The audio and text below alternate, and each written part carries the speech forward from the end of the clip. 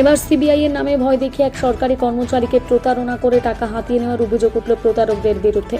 গত এক মাসে ত্রিপুরা গোমতী জেলা উদয়পুরে পরপর 3 জন লোককে সিবিআই এর নামে ভয় দেখিয়ে প্রতারকরা কয়েক লক্ষ টাকা তাদের কাছ থেকে হাতিয়ে নিয়েছে। প্রথমে উদয়পুর জামতলা স্থিত এক অবসরপ্রাপ্ত প্রকৌশলী ব্যক্তির কাছ থেকে 17 লক্ষ টাকা, আর কিছুদিন পর উদয়পুরে এক অবসরপ্রাপ্ত চিকিৎসকের কাছ থেকে 67 লক্ষ টাকা এবং গতকাল উদয়পুরে মহকুমা শাসক অফিসে কর্মরত এক সরকারি কর্মচারীর কাছ থেকে সিবিআই এর নাম করে 68 লক্ষ টাকা হাতিয়ে নিয়েছে প্রতারকের দল। অবশেষে রাতে উদয়পুরে রাধাকিশোরপুর থানায় মামলা করেন সরকারি কর্মচারী সুব্রত রায়। তিনি জানান, গতকাল দুপুরে একটি অজানা ফোন নম্বর থেকে ওনার মোবাইলে ফোনে একটি ফোন আসে এবং তাকে বলা হয় তার বিরুদ্ধে সিবিআই অনুসন্ধান জানতে পেরেছে। তার পাঞ্জাব ন্যাশনাল ব্যাংক অ্যাকাউন্টের সঙ্গে যুক্ত এটিএম ব্যবহার করে মুম্বাইয়ের আন্ধেরিতে বহু বেআইনি কাজ করছে। তার বিরুদ্ধে আন্ধেরি থানায় একটি মামলা নেওয়া হয়েছে, যার তদন্ত করেছে সিবিআই এবং সরকারি কর্মচারী। সুব্রত রায়কে বলা হয় তার হোয়াটসঅ্যাপ খুলে দেখতে। সিবিআই যে মামলা হাতে নিয়েছে তার নোটিশ পাঠানো হয়েছে। যদি এর থেকে তিনি রেহাই পেতে চান তাহলে কাউকে কিছু না বলে প্রতারকদের দেওয়া নম্বরে টাকা পাঠানোর জন্য।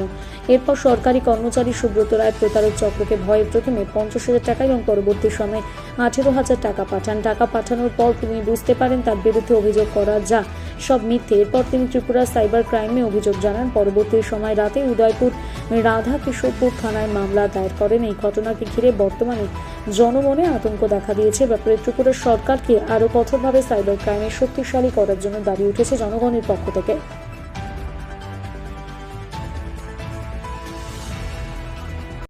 কি কারণে থানায় এসেছেন আজকে?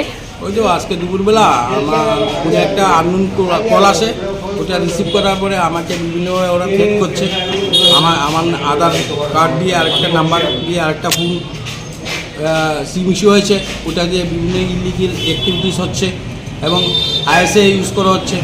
ওরা তারপরে বললো আমি যদি ওদেরকে টাকা না দিই তাহলে আমার ফ্যামিলির লোককে মারবে, আমাকে ক্ষতিকর প্রাণে না ওরা মেরে ফেলবে, এসব বলে ভয়ভীতি দেখিয়ে আমার কাছ থেকে টাকা নিয়ে গেছে। কত হাজার টাকা নিল?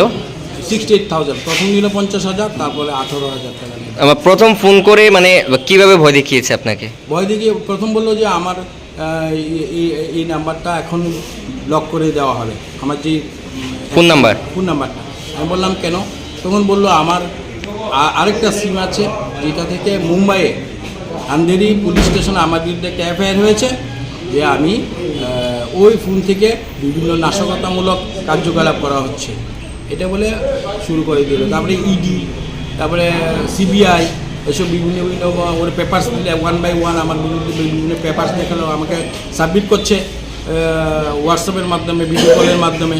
ওরা পুলিশ অফিসার একজন ছিল, দেখিয়েছে। এমন করে করে লাস্টে ও বললো যে আমাকে টাকা দিতে হবে, নয়তো ওরা আমার অনেক ক্ষতি করে দেবে বলছে। আপনার নাম? মানে সুব্রত রায়। কী করেন আপনি?